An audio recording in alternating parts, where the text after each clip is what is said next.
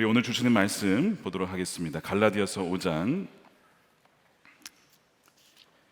24절에서 26절까지의 말씀을 제가 읽도록 하겠습니다.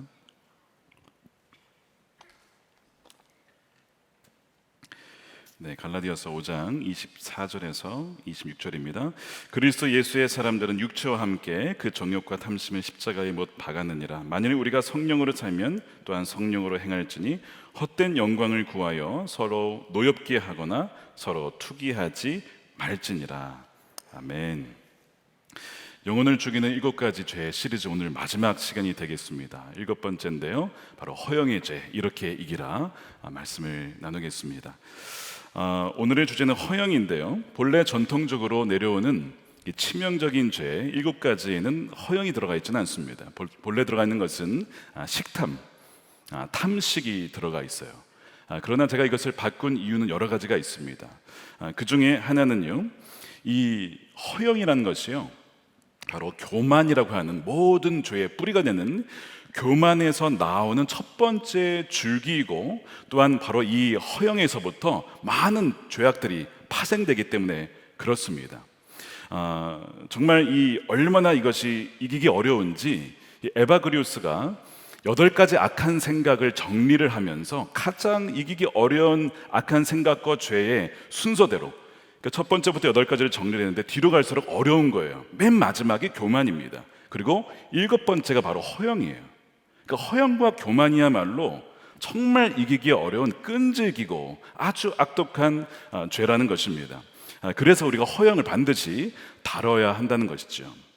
또 한 가지 이유가 있는데, 바로 이 허영은 바로 이 존 버년이라고 하는 자가, 이분이 이제 그 철로 역정을 썼습니다. 읽어보신 적 있습니까? 철로 역정. 철로 역정에 보면 많은 그 중간에 유혹의 장소가 나와요. 근데 거기에서 이 존 버년이 이 허영을 굉장히 위험하고도 강력한 그 유혹의 장소로 묘사를 합니다. 그래서 저는 허영을 이번 시리즈의 마지막 주제로 잡아 보았습니다. 너무나 치명적이고 교묘하고 끈질기기 때문에 우리가 반드시 극복해야 될, 그리고 평생 싸워야 할 죄입니다. 허영이란 무엇일까요? 오늘 본문을 읽어보면요, 갈라디아서 5장 26절에 헛된 영광을 위하여 라고 되어 있죠. 헛된 영광, 이것이 허영입니다.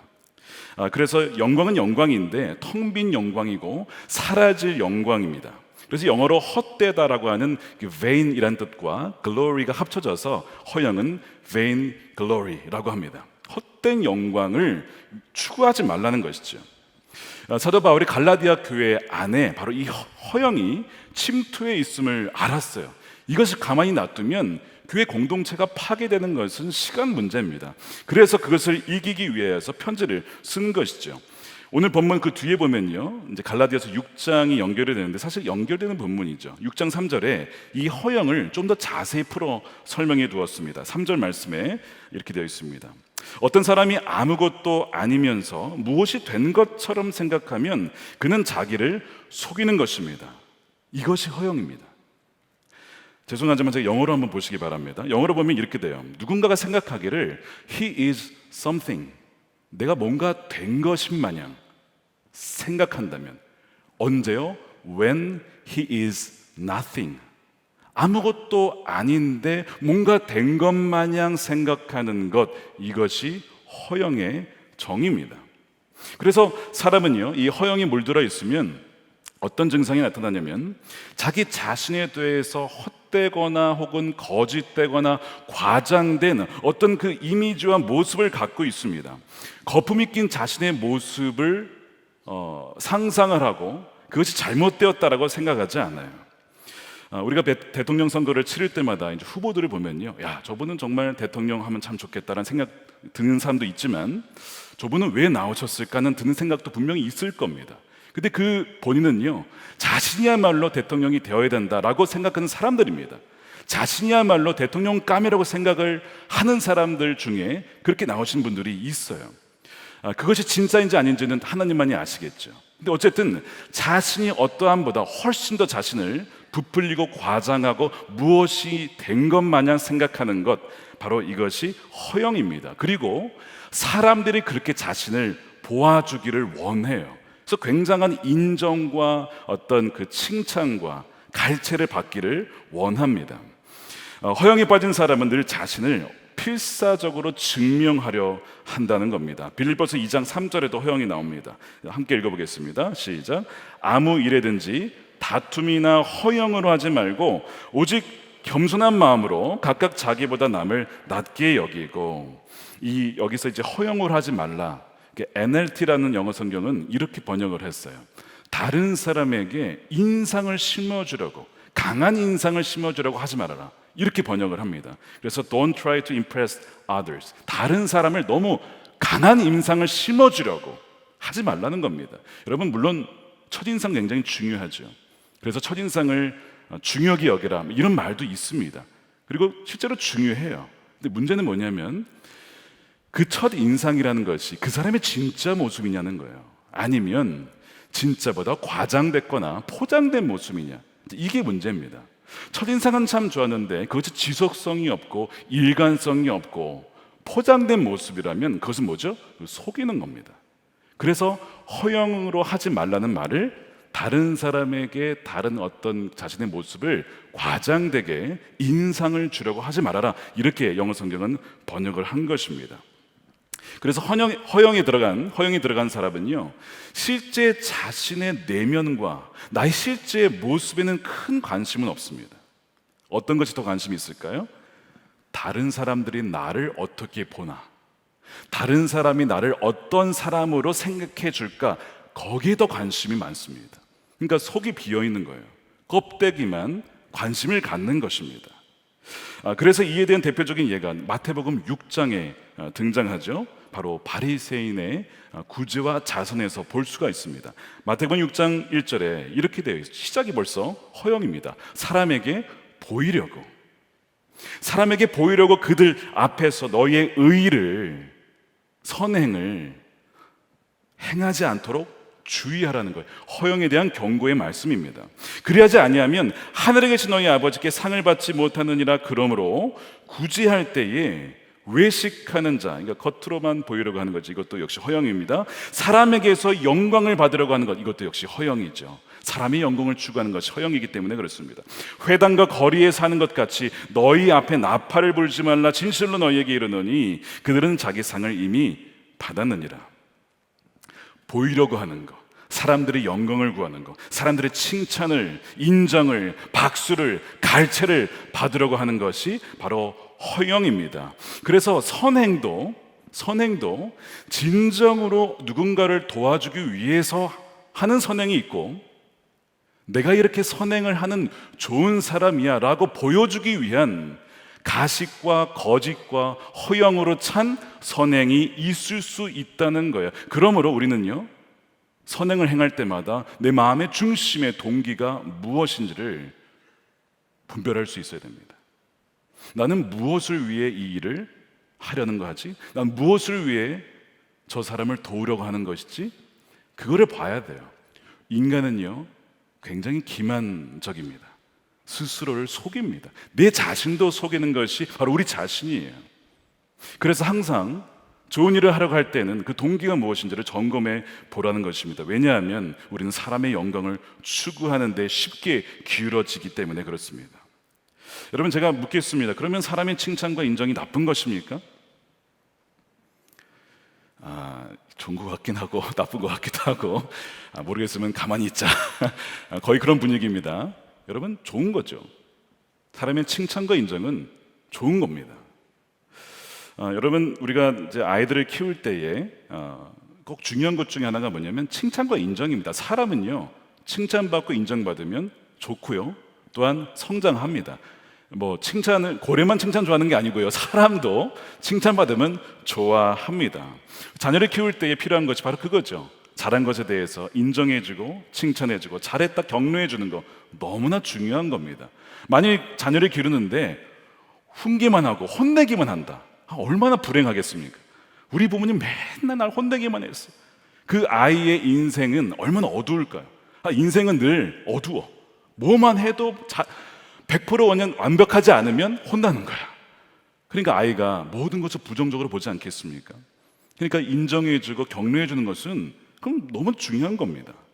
공동체를 세울 때 여러분 인정해주고 격려해주고 칭찬해주는 거 굉장히 중요한 겁니다. 우리가 지금 예배를 드려도요, 얼마나 많은 곳에서 이 예배를 위해 섬기는 분들이 계신지 몰라요. 보이진 않지만 그들의 수고 때문에 우리가 예배를 드릴 수 있는 것이거든요. 그분들을 볼 때마다 우리가 격려해주고 칭찬해주는 거 필요한 것이죠. 잘하셨습니다, 고맙습니다, 감사합니다. 이것이 공동체를 살리는 언어입니다.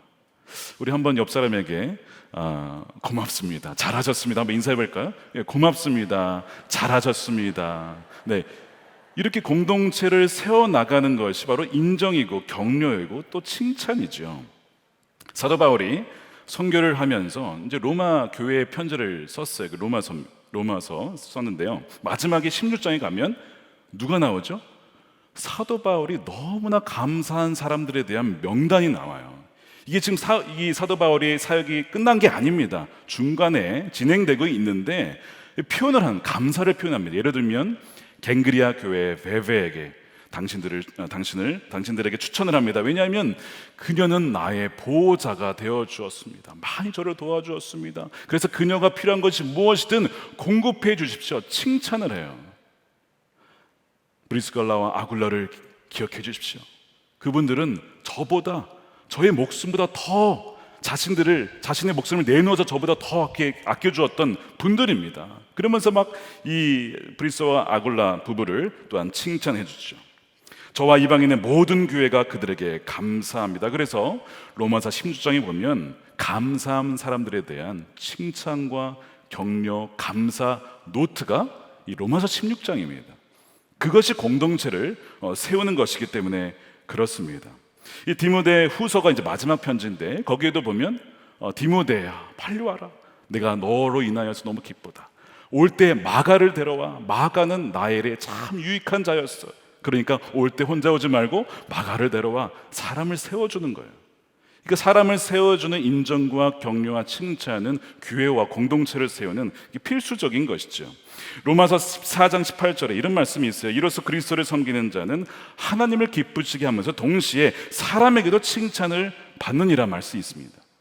그러니까 칭찬받는 거고 또한 칭찬을 해주는 것은 좋은 겁니다. 사람과의 관계를 세울 때 필요한 세 가지 관련해서 이 트리플 A라는 것이 있습니다. 죄송합니다. 자꾸 오늘 영어가 나와서 죄송한데 이 트리플 A 외우기 쉽게 하기 위해서 제가 설명을 드릴게요. 먼저 A는 뭐냐면 attention이라고 하는 것입니다. attention, 주의와 관심. 그 사람에게 관심을 기울여주는 거예요. attention. 옆 사람 한번 보십시오. 주의와 관심을 기울여주는 거예요. 이거 관계를 세우는데 너무 중요한 겁니다. 양육할 때 너무 중요한 거예요. 우리 아이들에게 관심을 가져주는 거. 두 번째는 뭐냐면 affirmation. 이것은 긍정해 주는 거예요. 인정해 주는 건데 어떤 인정이냐면 존재만으로, 당신의 존재만으로 그냥 있어주는 것이 고맙습니다, 인정해주고 긍정해주고 하는 것, 이것이 affirmation이죠. 세 번째는 뭘까요? applaud, 칭찬해주는, 박수 쳐주는 것, 박수 쳐주는 거예요. 이것이 트리플 A예요. 그러니까 이 세 가지는 공동체와 사람과의 관계를 세울 때에 있어야 될 것들, 너무 좋은 것들이죠.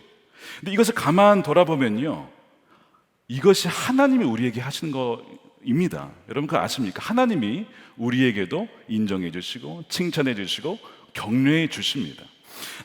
어디에 그게 나오죠? 달란트 비유에서 마태복음 25장에 보면 어떤 말씀이 나옵니까? 그 주인이 이르되 어떻게 해요? 잘하였도다. 이 주인의 칭찬이에요. 잘하였도다. 착하고 충성된 종아. 그 사람의 성품에 대해서, 그의 존재에 대해서 하나님이 어떻게 해요? 칭찬해 주시잖아요. 그러니까 하나님의 칭찬과 인정이 있어요. 이것이 궁극적인 우리가 누리고 받아야 될, 또한 구해야 될 바로 것입니다. 이 적은 일에 신실하고 충성한 것에 대해서 바로 주인이 종에 대해서 칭찬을 하죠. 그리고 진정한 만족을 거기에서 누리게 됩니다. 그래서 이 하나님의 인정과 칭찬에 비해서 사람의 인정과 칭찬은 그저 맛보기에 불과한 것이죠. 그런데 문제가 뭐냐면요, 하나님의 인정과 칭찬이 우리의 궁극적인 것이어야 되는데 이건 잘 보이지가 않아요. 잘 느껴지지가 않는 거예요. 그래서 사람들이 어디에 더 관심을 기울일까요?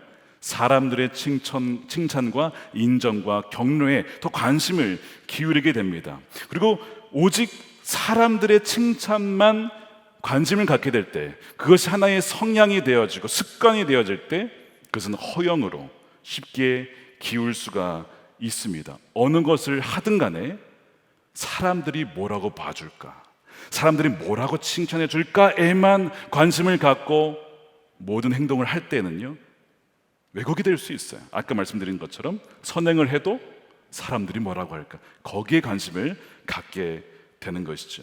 진정 우리가 관심 가져야 되는 것은 이것이 하나님이 기뻐하실까, 하나님이 인정해 주시는 것일까, 하나님께서 정말 하라고 나에게 말씀하시는 것일까, 사람들이 뭐라 해도 정말 그분께서만 인정해 주신다면 정말 해야지, 그런 마음을 가져야 되는데 자꾸 사람에게만 관심을 기울이게 되는 거예요. 말씀드린 대로 이유는요, 사람의 칭찬이 하나님의 칭찬과 인정보다 더 잘 눈에 띄고 느껴지기 때문에 그런 것이죠. 그래서 사람은 믿음으로 살기보다 눈에 보이는 대로 살기 쉽습니다. 그러니까 하나님의 이 칭찬은 믿음으로 받아들여야 돼요.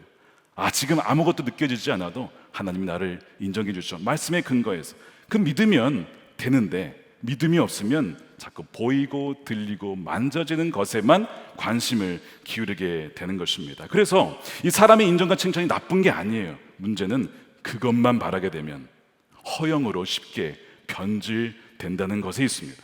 우리가 지난주에 정욕을 다뤘어요. 성이 나쁜 겁니까? 귀한 것이죠. 하나님이 주신 선물이에요. 그런데 그것을 때와 장소와 대상을 잘못 가게 되면 그것이 악한 것이 되죠. 마찬가지입니다. 거의 모든 사람에게는요, 허영이 크든 작든 다 있다고 봐야 합니다. 우리가 인지하지 못해도요, 우리는 허영에 거의 물들어 있다라고 사실 인정하고 들어가야 돼요. 그것이 건강한 자세입니다. 허영이 언제 싹이 트냐면 아까 말씀드린 대로 주로 어린 시절에 자랄 때입니다. 부모님께서 이제 자녀를 이제 기를 때에 작은 성취를 이루었을 때 인정을 해줘야 되는데 인정을 받지 못했어요, 아이가. 자, 그러면 어떤 생각이 들까요? 아이들에게 마음에는 뭔가 공허한 거예요. 부모님이 나를 왜 인정해 주지 않지? 이것이 별로 중요한 것이 아닌가? 나중에는요, 내가 중요하지 않나? 이런 생각까지 하게 되는 거예요. 그러다 보니까 자꾸 추구하게 되냐면 사람의 인정과 칭찬을 어떻게 해서든 받으려고, 사랑받기 위해서 그 아이는요, 모든 행동을 하게 된다는 것이죠. 물론 필연적이진 않아요. 그러나 굉장히 가능성이 높아진다는 것입니다. 그래서 그 관심과 사랑을 받은 그 부분이 사라지는 것이 아니라 구멍으로 남아요. 구멍으로 남게 되고 이것이 나중에는 병이 되어지고 나중에는 허영으로 발전하게 될 가능성이 높다는 것입니다. 사실 이 부모님의 사랑은 너무나 중요해요. 하나님의 궁극적인 인정과 사랑에 맛보기 때문에 부모의 그것을 통해서 자녀는 하나님의 그 사랑과 인정을 경험할 수 있거든요. 부분적이지만. 그러나 그것이 상실이 되어지면 너무나 허탈감을 느끼게 됩니다. 그래서 건강하지 못한 부모님, 예를 들면 무조건 잘할 때만 칭찬하고 조금만 잘못하면 혼내거나 그런 부모님 밑에서 자라게 되면요, 아이들은요 상당한 상실감을 갖게 됩니다. 또한 설령 부모가 자녀를 칭찬해주고 인정해준다 하더라도요, 또 어떤 문제가 있을 수 있는지 보시면, 우리 부모님은 내가 잘하는 것만 칭찬하고 내가 잘하지 못하면 나 자체를 인정해 주지는 않는구나. 그러니까 행위와 존재를 분리하고 잘할 때만 칭찬해 주니까 잘하지 못하면 나는 별로 좋은 존재가 아닌가 봐, 귀중한 존재가 아닌가 봐, 이렇게 느낄 수 있어요. 그래서 아무리 칭찬을 잘해도 그 존재 자체로 너가 너무 귀하다, 너의 있는 존재만으로 너무나 사랑스럽다라는 것을 자녀가 깨닫지 못하면 역시 허영으로 흐를 수가 있는 것이죠. 이 아이의 정체성이 존재만이 아니라, 존재로 세워지는 것이 아니라 바로 이 역량, 어떤 성취, 거기에 자신의 정체성을 세워나가게 돼요. 그러면서 계속 뭘 추구할까요? 인기와 인정과 어떤 자신의 역량을 계속 사람들에게 증명하려고, 그런 식으로 인생이 바뀌어 가게 되는 것이죠. 그래서 허영이 물들게 되면요, 전혀 달라 보이는 두 가지가 나타납니다. 하나는 무엇이냐면 우월감이고 하나는 열등감입니다. 자, 오늘 말씀의 26절을 함께 읽어보겠습니다. 시작. 헛된 영광을 구하여 서로 노엽게 하거나 서로 투기하지 말지니라. 헛된 영광을 구하게 됐을 때 관계에서 두 가지 부정적인 모습이 나타나는데, 하나는 우월감과 하나는 열등감이에요. 자, 노엽게 한다는 것, 이것이 뭐냐면, 왜 그러냐면 우월감 때문에 그렇습니다. 노엽게 하다의 의미는요, 다른 사람을 자극시키다, 화나게 하다라는 의미가 있어요. 그래서 우월감을 가진 자의 허영은 자신의 우월감을 바탕으로 다른 사람들을 우습게 여깁니다. 그래서 그 허영에 물든 사람이 옆에 있으면 기분이 나빠요. 혹시 여러분 기분이 나쁜 적이 있으십니까? 누구 때문에? 그 사람이 있으면 기분이 나빠, 이런 경우가 있다면 한번 잘 보세요. 허영 때문일 수도 있습니다.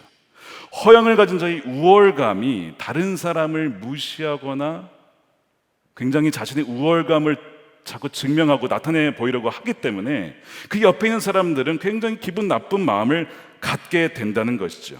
또한 허영심이 있는 사람은요, 관계를 맺어도 이렇게 할 가능성이 많습니다. 내가 이 사람과의 관계를 통해서 어떤 유익을 얻을 수 있을까? 이 사람의 관계를 통해서 내가 정말 만나고 싶은 사람을 만날 수 있을까? 즉 뭐냐면, 사람을 사람으로 보지 않고 나의 어떤 목표를 얻기 위한 뭘로 봐요? 도구로 본다는 것이죠. 그래서 기분이 나쁜 거예요. 근데 그 사람이요, 굉장히 영적인 동물이기 때문에 누군가가 자신을 진짜 사람으로, 그 존재로 대하는지 아니면 자신을 이용하기 위해 대하는지를 압니다. 알아요. 그 기분이 나쁜 이유는 바로 그거예요. 그래서 이것이 노엽게 되는 것입니다. 허영이 있으면 관계가 서로 화가 나고 서로 기분이 나빠지면서 이렇게 되는 것이 바로 허영 때문에 그런 겁니다. 이것이 노엽게 하다의 의미예요. 자, 이것이 바로 우월감 때문에 나오는 것입니다. 반대로 두 번째는요, 뭐라 그랬지? 열등감이죠. 자, 열등감은 이것 때문에 나타나는 것이 투기, 즉 질투입니다. 누군가가 굉장히 얄밉고 굉장히 시기와 질투가 같이 일어납니다. 자신의 외모나 능력과 재력보다 저 사람이 더 예쁘고 잘생겼고 가진 것도 많고 더 명성이 있어. 그러면 그게 막 시기가 나고 질투가 나요. 그 마음이 든다면요, 역시 그 사람도 허영이 든 것입니다. 자, 아까 누구 때문에 기분 나쁘다고 한 적이 있냐고 제가 물어봤습니다. 근데 그 기분 나쁜 그 사람도 사실은 허영이 있는 겁니다. 왜냐하면 열등감 때문에 그래요. 왠지 저 사람이 있으면 내가 굉장히 초라해 보이고 가진 것이 없어 보이고 이래서는 안 될 것만 같고, 그런 생각이 자꾸 들면서 굉장히 초라해지는 것이죠. 근데 사실 건강한 정체성을 가지면요, 다른 사람이 어떻게 하든 아무 상관이 없어요. 내 정체성이 그 사람의 어떤 말과 행동에 의해서 규정되는 게 아니거든요. 그 사람이 잘났으면 그럼 칭찬해주고 인정해주면 됩니다. 근데 왜 기분이 나빠요? 자꾸 비교를 통해서 나의 정체성을 찾으려고 하기 때문에 그렇습니다.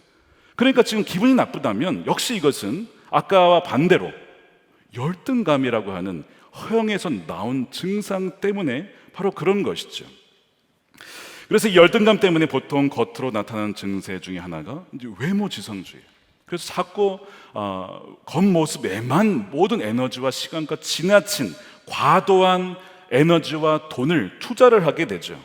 또한 최신 유행 패션을 따라가기 위해서 시간과 돈을 투자를 지나치게 많이 합니다. 그리고 사진을 올릴 때에도 절대 원본을 올리면 안 됩니다. 뽀샵을 반드시 확실하게 해주고 리터치를 한 다음에 올려야지, 그냥 올리면 화가 납니다. 도대체 나를 뭘로 보고 그냥 올리냐. 부끄럽습니다. 저도 그런 적이 있었는데, 그냥 올리면 어떡해 그걸.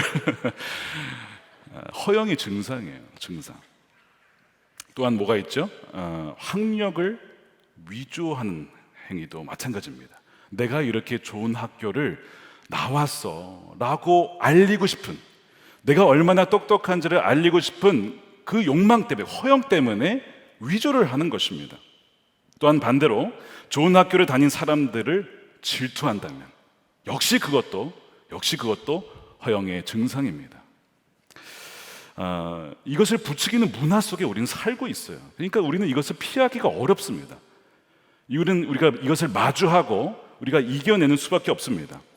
이렇게 우월감과 열등감이 이 허영에 물든 사람의 이 두 가지 다른 반응과 특징인데요, 이 둘은요 사실은 별개가 아니라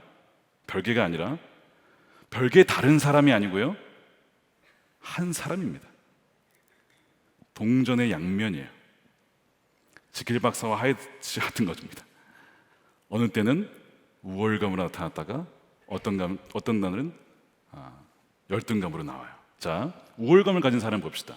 내가 저 사람보다 가진 것이 좋고 내가 인물이 낮고 훨씬 더 내가 뛰어나, 우월감을 가져. 허영입니다.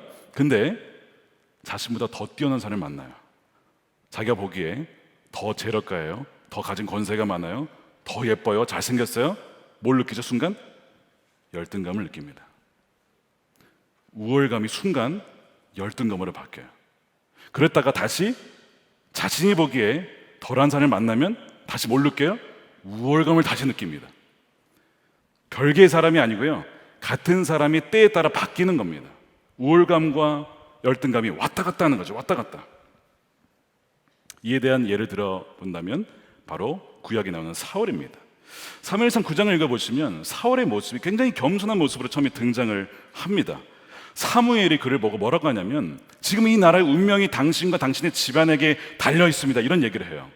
그랬더니 그때 이 사울의 대답이 어떻게 되냐면 9장 21절입니다. 사울이 대답하여 이르되, 나는 이스라엘 지파의 가장 작은 지파 베냐민 사람이 아닙니까? 또 나의 가족은 베냐민 지파 모든 가족 중에서도 가장 미약하지 아니합니까? 당신이 어찌하여 내게 이같이 말씀하십니까? 굉장히 겸손해 보이죠. 굉장히 겸손해 보입니다.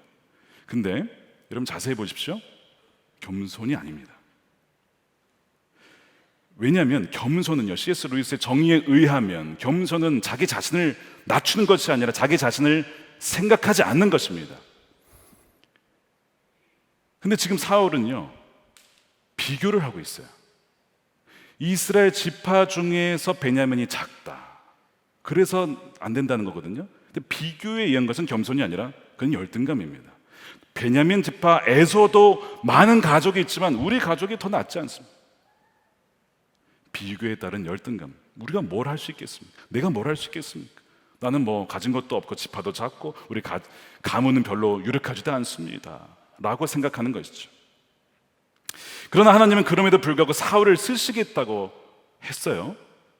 자, 그러면 사울의 열등감이 치유가 될까요? 자신의 어떠함 때문이 아니라 전적인 하나님의 은혜요 선택임을 그가 믿는다면 그의 열등감은 치유가 될 겁니다. 그러나 그렇지 않으면요, 이 열등감은 뭘로 바뀔까요? 다시 우울감으로 바뀌고 또한 그것은 또한 열등감으로 바뀝니다. 자, 보세요. 다음에 결국 사무엘이 기름 부어서 왕으로 세웁니다. 그리고 하나님의 말씀대로 그를 통해서 전쟁에서 가는 곳마다 이기게 하십니다. 그러니까 사울이 나중에 이길 때마다 어떤 생각이 들었냐면, 내가 꽤 괜찮은 사람이구나 이런 생각을 해요. 뭐 건강한 자존감이라고 볼 수도 있습니다. 근데 그것이 지나치게 되면요, 교만과 더불어서 허영으로 사람들이 나를 어떻게 봐주지? 거기에 더 많은 관심을 갖게 되죠. 그래서 결국에는 이 허영이 빠지게 되는데요, 어떻게 그 고백을 하냐면요, 사무엘상 15장 24절에 그가 이제 전쟁에서 기다리지 못하고 결국 자기가 스스로 제사를 드립니다. 사무엘이 책망하죠. 순종이 제사보다 낫습니다 라고 했을 때에 그가 했던 변명이 이것이었습니다. 내가 백성을 두려워하여 그들의 말을 청정했습니다. 사람들의 인기와 사람들의 말에 더 귀를 기울였다는 거예요. 이것이 바로 허영에 물든 증거입니다. 사울은요, 자신이 우월감과 동시에 사람들이 어떻게 볼까 거기에 더 관심을 기울여서 하나님의 말씀을 버렸다는 거예요. 굉장히 안 좋은 사인이죠. 그래서 그가 결국에는 말씀을 버렸기 때문에 하나님도 그를 더 이상 쓸 수가 없게 됩니다. 자, 우월감에 빠졌다라고 하는 결정적인 증거가 뭐죠? 사울의 기념비입니다. 그가 전쟁에서 이긴 다음에 사무엘상 15장 12절에 보면 이렇게 되어 있습니다. 사울이 갈멜에 이르러 자기를 위하여 기념비를 세우고 발길을 돌려 길갈로 내려갔다 하는지라. 자, 여러분, 기념비 자체가 문제가 될까요? 하나님이 누군가를 높이면 저는 그럴 수 있을 것이라고 생각합니다. 문제는 사울의 온 관심이 하나님의 뜻을 순종하는 데 있지 않고 오로지 내가 무엇을 행했다라고 하는 것에만 집중이 있었다는 것이죠. 그래서 그 앞구절에 하나님이 뭐라고 하시냐면, 내가 사울을 왕으로 세운 것을 후회하노니 그가 돌이켜서 나를 따르지 아니하며 내 명령을 행하지 아니하였음이니라. 만일 사울이 하나님 말씀에 순종하고 정말 신실하게 따라간 가운데 기념비가 세워진 거면 하나님이 그러줄 수도 있다 생각합니다. 근데 불순종하는 가운데 자신의 기념비를 세웠다. 굉장히 안 좋은 사인이었다는 것이죠. 결국에는 자신의 어떤 이름과 영광과 인정이 그의 인생의 목표가 되어버린 바로 사울의 모습을 보게 됩니다. 자신을 우상화시키고 자신을 브랜드화 시키는 것이죠. 이렇게 우월감을 가졌던 사울이 잠시 뒤에 어떤 일이 벌어집니까? 골리앗을 이긴 다윗이 등장하면서 다윗을 죽이기 시작합니다. 그렇게 우월감을 가졌던 사울이 뭘로 바뀌는 거죠? 열등감으로 바뀌는 거예요. 그러니까 이 우월감과 열등감은 별개의 사람이 아닙니다. 한 사람의 때에 따른 다른 모습이 나타나게 되는 거예요. 평생을 죽는 날까지 다윗을 죽는 데 모든 에너지와 재산과 힘을 쏟게 되는 거죠. 굉장히 무서운 거예요. 여러분, 허영이 그래서 굉장히 무서운 겁니다. 사울은 자신이 허영이 들었다는 걸 아마 몰랐을 거예요. 몰랐을 겁니다. 서서히 죽어가는 거예요. 바로 이 허영 뭐죠? 헛된 영광, 사라질 영광입니다. 그의 결말은 참 비참하죠. 그래서 우리 역대 믿음의 선조들과 수도사들은 이 허영을 8가지 목록 중에 가장 극복하기 어려운 7번째에 두었다는 거예요. 가장 어려운 것은 교만이라고 말씀드렸습니다. 청교도인 존 버년이요, 이 허영이 성도들의 영혼을 타락시킬 수 있음을 알고 너무나 잘 알았기 때문에 철로 역정에서 그 수많은 그 코스 중에 이제 허영을 이제 배치를 합니다. 자, 이 존 버년이 이런 얘기를 해요. 성도들이 싸워야 될 적 3가지가 있다. 하나, 마귀. 2번째, 우리 육신입니다. 그러니까 육신이라는 것은 몸이 잘못됐다는 것이 아니라 우리가 몸을 입고 있기 때문에 죄에 쉽게 기우는 경향을 말하죠. 그 2번째가 적이고요. 3번째가 바로 세상인데 이 세상의 주된 특징이 허영이라는 거예요.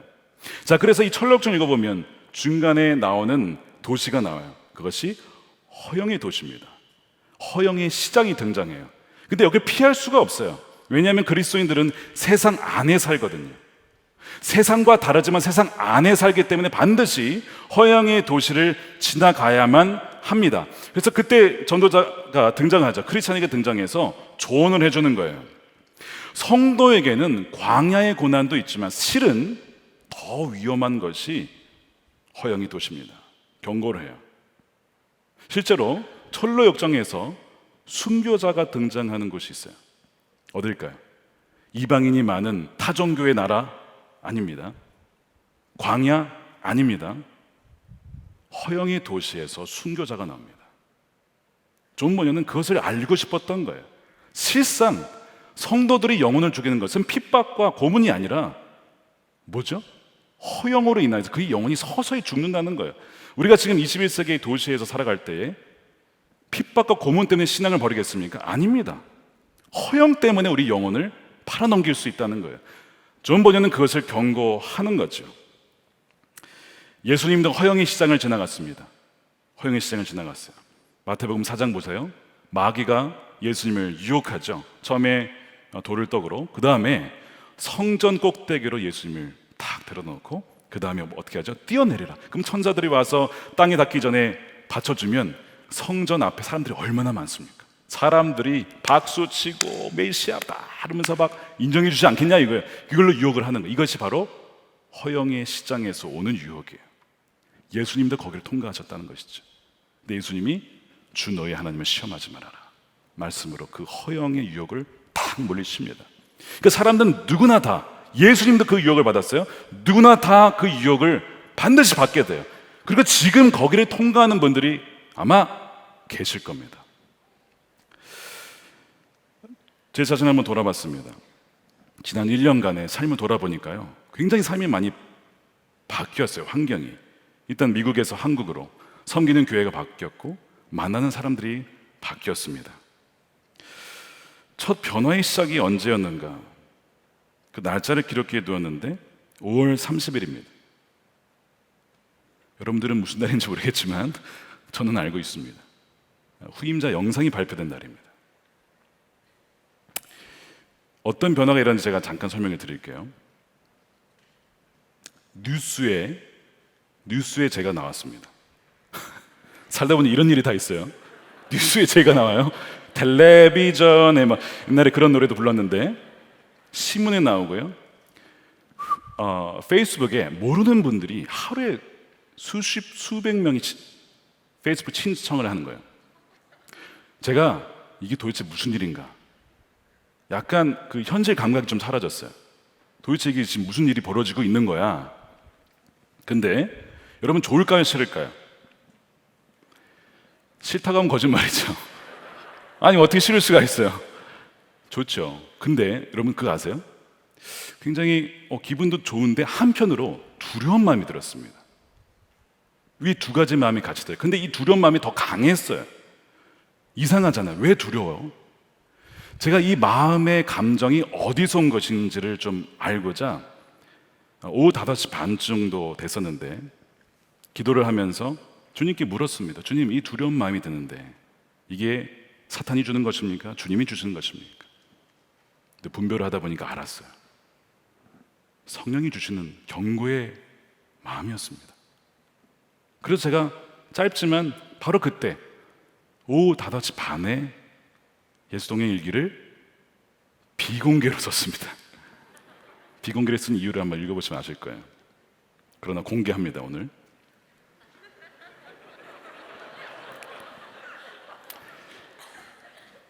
지난 주일 이후 월요일부터 나의 이름이 세상에 알려지기 시작했다. 기독교 신문과 방송사에 알려지면서 페이스북 친구 신청이 급증하고 있다. 그러나 이름이 알려지고 내 삶이 드러나는 일은 참 두려운 일이다. 유기성 목사님의 후임, 천안목자교회 담임이란 타이틀은 내가 아니기 때문이다. 그것은 허울이며 잠시 있다가 사라지는 것뿐이다. 많은 관심과 인기 좋을 수 있으나 결코 영적 건강에 좋지 않다.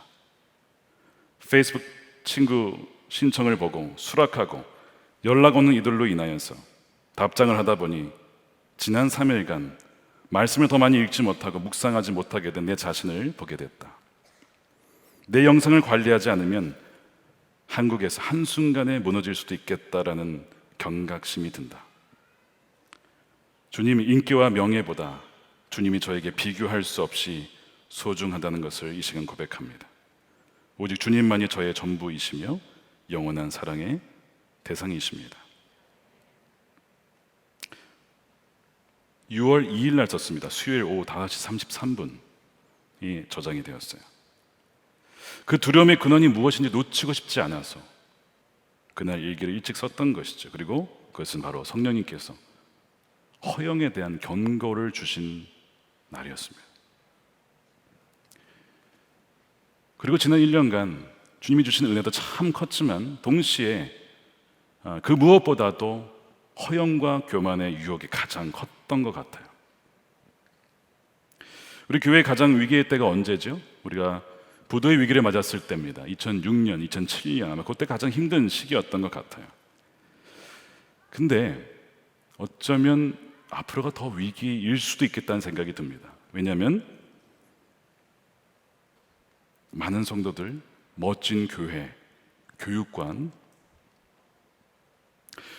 우리가 그것을 자랑하고 그것을 알리고 싶어하고 우리가 얼마나 많이 모이고 얼마나 많은 사람들이 있는지를 조금이라도 더 많은 사람들이 알기를 원한다면 이미 그것은 허영에 물들어 있는 것이고 가장 위기의 때라는 것입니다. 부도의 위기 때는요, 그때도 제가 같이 있었지만 우리 장로님들을 비롯해서요, 금식하며 기도하며 정말 경각심을 가지고 기도했습니다. 그 모든 사역자들도 마찬가지였어요. 자신의 생활비를 드리면서 이 교회를 위해서. 그러니까 위기였지만 사실 영적으로는 가장 풍성했던 시기였죠. 그런 반대로 지금은 물론 지금도 건축빚이 있습니다만 오히려 지금 풍성해 보이는 그 이 시기가 더 허영의 유혹이 다가올 수 있는 위기에 때일 수 있다는 것입니다. 지금 여러분들은 무엇을 쫓고 있습니까? 무엇을 원하고 있습니까? 무엇 때문에 그렇게 기쁘시고, 무엇 때문에 그렇게 슬프시고, 무엇 때문에 그렇게 기분이 나쁘십니까?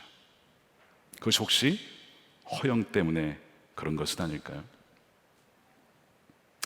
허영이라는 것 뭐라 그랬죠? 잠시 있다가 사라지는 것입니다. 잠시 있다가 사라지는 거예요. 그 사람이 가진 어떤 재물이든 인기든 명예든, 유명한 사람만 그런 것이 아니라 나는 무명해, 나는 알려지지 않았어, 그것 때문에 불행하다고 느끼는 것도 역시 뭐라고 해요? 허영에 물들어 있다는 것입니다. 그래서 존 본연과 이 성경은 뭐라고 하냐면 허영의 시장의 유혹을 이겨내고 빠져나와야 된다. 자, 그러면 우리가 어떻게 허영의 유혹을 이길 수 있을까요? 오늘도 세 가지를 말씀드리고 마치려고 합니다. 첫 번째, 은밀함의 훈련을 하랍니다. 은밀함의 훈련. 마태복음 아까 6장을 말씀드렸어요. 예수님께서 사람들에게 보이려고, 또한 외식하는 사람들은 경고를 하시면서 처방전을 함께 주셨습니다. 사람들에게 보이기를 원하고, 나타나기를 원하고, 나서기를 원하고, 나서서 말하기를 원하는 사람들일수록 무슨 훈련을 해야 되냐면 은밀함의 훈련을 하라는 것입니다. 6장 3절 4절입니다. 함께 읽어보겠습니다. 시작. 너는 구제할 때에 오른손이 하는 것을 왼손이 모르게 하여 내 구제함을 은밀하게 하라. 은밀한 중에 보시는 너희 아버지께서 갚으시리라. 바로 이 허영의 첫 번째 해독제는 뭐냐면 바로 은밀함입니다. 정말 이 허영이 참 악독한 게 뭐냐면, 어떻게 해서든지 내가 한 거를 사람들이 알아주기를 원하는 그것이 있어요. 그렇기 때문에 여기에서 반드시 있어야 훈련은요, 선행을 하되 기도를 하되 아무도 보지 않는 그곳에서 하라는 것입니다. 이것이 너무나 중요한 훈련이에요. 허영이 얼마나 지독하고 알아차리기 어렵냐면, 죄를 이겨도요, 자, 죄를 이겼어요. 예를 들면 어떤 나의 이기심을 극복했어요. 이기심을 극복하고 나의 시간과 물질과 에너지를 다른 사람에게 썼습니다. 정말 순수하게 했어요. 이기심을 극복했어. 내가 이 이기심을 극복했다는 걸 사람들이 좀 알아봤으면 좋겠는데, 그때 허영이 찾아오는 겁니다. 이 허영이요, 끝까지 따라옵니다. 그래서 에바그리우스의 제자 존 카시안이 허영이 얼마나 끈질긴지 이렇게 묘사를 했습니다. 잘 들어보세요. 사막에 살고 있거나 나이가 들었다고 해서 허영이 진정되지 않는다. 허영은 도망치는 사람과 함께 사막을 뚫고 들어가서 어디에서도 그것을 몰아낼 수가 없고, 문제가 제거되어도 약해지지 않습니다. 허영의 공격을 받는 사람의 그 고결한 성공, 예를 들면 영적 성장이든지 영적 성취든지, 오히려 그 고결한 성공이 허영의 활기를 불어넣습니다. 기가 막히죠. 내가 은밀하게 구제한 것으로 인하여서 또한 허영이 들어와요. 나는 은밀하게 구제했어. 기가 막힌 겁니다. 정말. 나이가 들어서 인기와 외모와 권력에 대한 미련이 사라지느냐? 아니라는 것이죠. 사막에 간다 해도 저절로 진정되지 않는다는 거예요. 사막에 갔더니 그 사막에 모인 사람들끼리 또 시기와 질투와 허영으로 물들어 있다는 거예요. 사막까지 쫓아와요, 허영이. 그래서 이 성숙하고 더 성숙하고 신앙이 깊어질수록 더 많은 칭찬과 인정과 존경이 따라오죠. 저분 정말 존경스러운 분이, 그럼 순수한 마음에서 한 것인데, 더 많은 사람들의 인정과 칭찬을 또한 기대를 하게 된다는 겁니다. 그래서 에바그리우스가 이 허영으로 무너지는 사람을 이렇게 비유를 했는데 너무나 기가 막혀. 잘 들어보세요. 그리스도의 군사를 마귀가 물리칠 수가 없었어요. 너무나 이 사람은 성품도 고결하고 겸손하고 정말 이기적인 것 없이 이타적으로 다른 사람들을 도왔단 말이에요. 그래서 이길 수가 없었어, 그 사람을. 그런데 마귀는 그 사람을 이길 수는 없었는데, 그 군사가 가지고 있던 무기 뭐예요? 그 사람이 아까 말씀드렸던 정말 순수한 선행과 겸손과 사랑과 그 무기로 인해서 자기를 찔러 죽이는 거예요. 이렇게 비유를 했어요. 내가 예수님과 얼마나 평생을 사랑하고 동행했는가, 우리가 그 훈련을 지금 하고 있는 거잖아요. 근데 허영은요, 거기도 따라옵니다. 내가 그렇게까지 동행하고 살아온 사람이야 라고 하는 그것이 자기를 찌를 수 있다는 거예요. 이것이 허영입니다. 그래서 그럴수록 예수님이 뭐라고 하냐면 은밀함 중에 보시는 하나님께 나아가라. 마태복음 6장 6절이죠. 너는 기도할 때 내 골방에 들어가 문을 닫고 은밀한 중에 계신 내 아버지께 기도하라. 은밀한 중에, 은밀한이 계속 나오잖아요. 은밀한 중에 보시는 내 아버지께서 갚으시리라. 집에서 방에서 아무도 보지 않을 때 구제하고 기도하는 그 훈련을 하라는 것이죠. 우리가 마가다락방에 골방이 있잖아요. 거기서 기도하라는 거예요. 근데 또 쓰라고 돼 있어. 또 거기다 기도를 누가 했고 몇 시간을 했고. 만약에 허영이 몰들어 있으면 그거 쓰지 말아야죠. 우리가 일기를 쓸 때도 정말 오늘은 너무 귀한 일을 했어. 정말 내가 봐도 하나님 보시기 너무 기뻐하실 것 같아. 근데 이거를 만약에 일기 썼을 때 누가 봤을 때 허영이 될 것 같다. 그럼 비공개를 써야죠. 비공개가 그래서 있는 겁니다. 그럴 때는 비공개를 써야 되는 거예요. 나와 하나님만 알게, 사람들에게 알 일을 하지 말고 내가 얼마나 오늘 섬겼는지 몰라. 그것도 허영이 될 수 있기 때문에 은밀함의 훈련을 하라고 말씀하는 것이죠. 그러나 은밀함의 훈련의 핵심은 사람들이 모르게 하는 것만이 있지 않습니다. 은밀한 중에 보시는 하나님에 대한 인식을 키우라는 거예요. 은밀한 중에 보시는 하나님에 대한 인식에 대한 훈련이 바로 이 훈련입니다. 주님이 인정해 준다. 주님이 다 아셨다. 그러면 되는 거 아닌가? 교회에 섭섭이가 왜 들어와요? 인정해 주잖아요. 섭섭이가 자꾸 들어와. 섭섭해. 그게 허영이에요, 허영. 사람들이 알아주지 않는 거. 주님이 알아주시면 됐지 뭐. 물론 리더십의 입장에서는 아까 뭐예요? 인정해주고 격려해주고 필요합니다. 그거 해야 되지만 D.L. 무디 전도자가 모세의 출애굽기 말씀을 강의하면서 이런 얘기를 했어요. 중요한 얘기인데 그건 이따 말씀을 드릴게요. 자, 그래서 우리가 그 훈련을 해야 됩니다. 제가 앞으로 3주간 전 사라질 겁니다. 저를 찾는 분이 없겠지만 3주간 고독과 또한 주님 앞에 은밀함의 시간을 가지려고 해요. 사실요, 이 허영의 말씀을 전하지만요, 가장 취약한 사람이 바로 목회자입니다. 사람들 앞에 서는 저 자신을 비롯해서 우리 목회자들이 가장 허영의 유혹에 취약한 사람들이에요. 그렇게 기도를 해주셔야 돼요. 두 번째는 복음 안에서 참된 정체성을 갖는 것입니다. 복음 안에서 참된 정체성을 갖는 거예요. 말씀드린 대로 허영에 몰두면 우월감 또는 열등감에 빠지게 됩니다. 그때마다 이 두 가지가 번갈아 나타나요. 그래서 복음 안에서 자신의 정체성을 분명히 해야 됩니다. 자, 복음은 뭐라고 하냐면요, 우리가 뭐예요? 죄인이라는 거예요. 우리 우월할 수가 없어요. 우월감을 느낄 수가 없습니다. 얼마나 큰 죄인인지 모른다. 이것이 복음이 알려주는 것이거든요. 그래서 예수님이 십자가에서 죽기까지 그렇게 악독한 죄인이 우리다라는 것을 보여주는 것이 바로 복음이에요. 그래서 복음 안에서 자신을 알면요, 절대 우리는 우월해질 수가 없습니다. 그 감을 느낄 수가 없어요. 그러나 동시에 뭐라고 하죠? 우리가 얼마나 사랑받는 존재냐. 예수님이 죽이기까지, 그래서 우리를 뭐라고 불러요? 예수님 짤이다라고 하잖아요.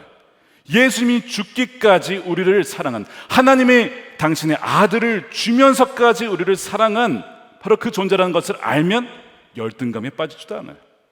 그러니까 복음 안에서 우리의 정체성을 가지면 우월해질 수도 없고 열등감에 빠질 수도 없고, 참된 정체성을 가지면 허영을 이기게 되는 거예요. 아까 말씀드린 전도자 D.L. 무디 말씀을 드릴게요. 자, 무디가 이제 모세의 생애를 얘기를 하면서 이런 얘기를 합니다.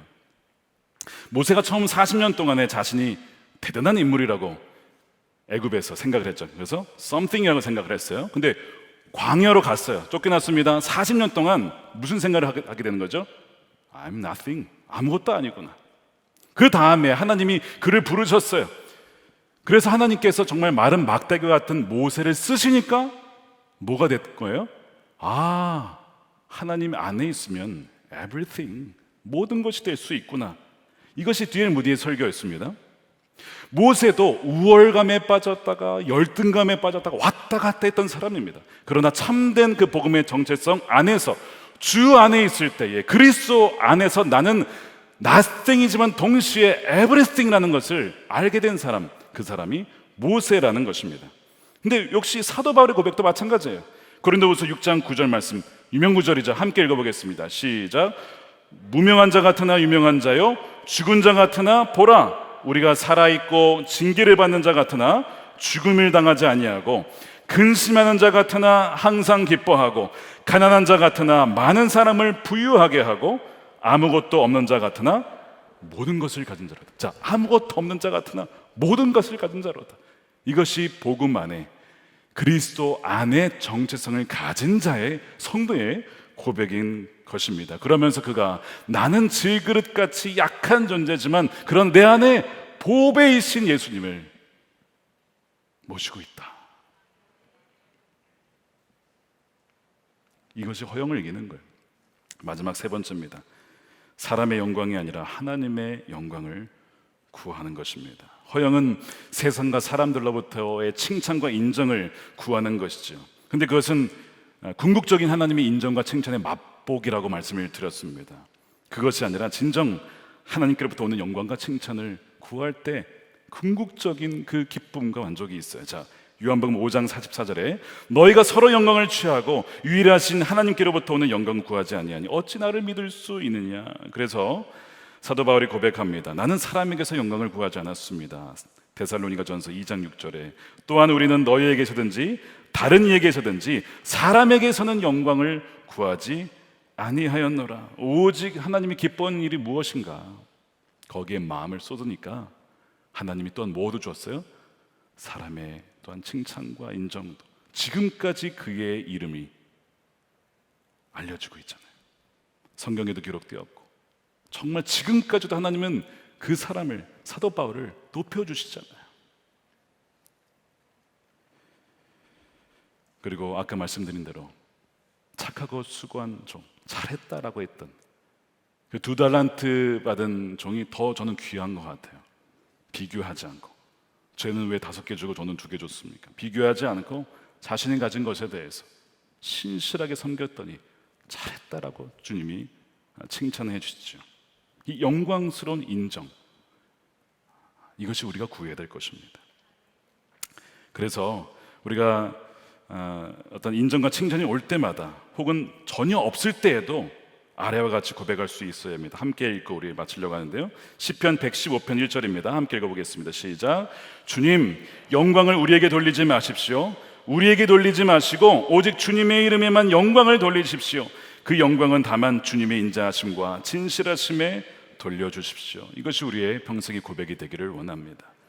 존 버년이 마지막에 철로역정을 마무리하면서 그 믿음이라는 자가 순교를 아까 허영의 도시에서 당했다라고 했죠.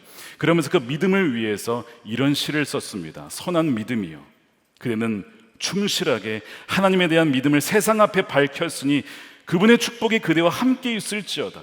믿음 없는 자들이 속세의 환락으로 인하여 지옥의 고통 속에 부르짖고 있을 때에 찬송하라 믿음이여, 그대의 이름 영원히 남으리니 그들 허영이 비록 그대를 죽였으나 그대는 오히려 참 생명을 얻었도다. 사랑하는 여러분, 이 믿음으로 허영을 이기십시다. 세상을 이기는 것은 오직 믿음이라고 했는데, 은밀함 중에 보시는 하나님이 계심을 믿으십시오. 내가 복음으로 하나님께 완전히 용납되어서 존귀한 자가 되었다는 것을 믿으십시오. 그래서 열등감을 극복하시고 동시에 십자가에서 내가 얼마나 죄인인가, 그러나 얼마나 사랑받는 자인 것을 여러분 믿으시길 바랍니다. 무엇보다 하나님의 영광, 그분의 칭찬과 인정만이 우리의 영혼에 새겨져 있는, 그 비어있는 그것을 채워줄 수 있는 것입니다. 주님이면 충분한 것이지요. 그래서 여러분, 우리 모두가 다 지금 철로 역정 여정을 가고 있습니다. 어느 한 명도 허영의 도시에서, 차라리 순교를 당하면 귀한 것이지만 허영의 도시에 머물러서 향락과 세상에 보이는 것들에 빠져가지고 그 여정을 멈추는 자가 한 명도 없기를 원합니다. 주님 통과하여서 천성에 이르기까지 우리 모두가 주님과 함께 동행할 수 있는 저와 여러분들의 삶이 되시기를 주님의 이름으로 축원합니다.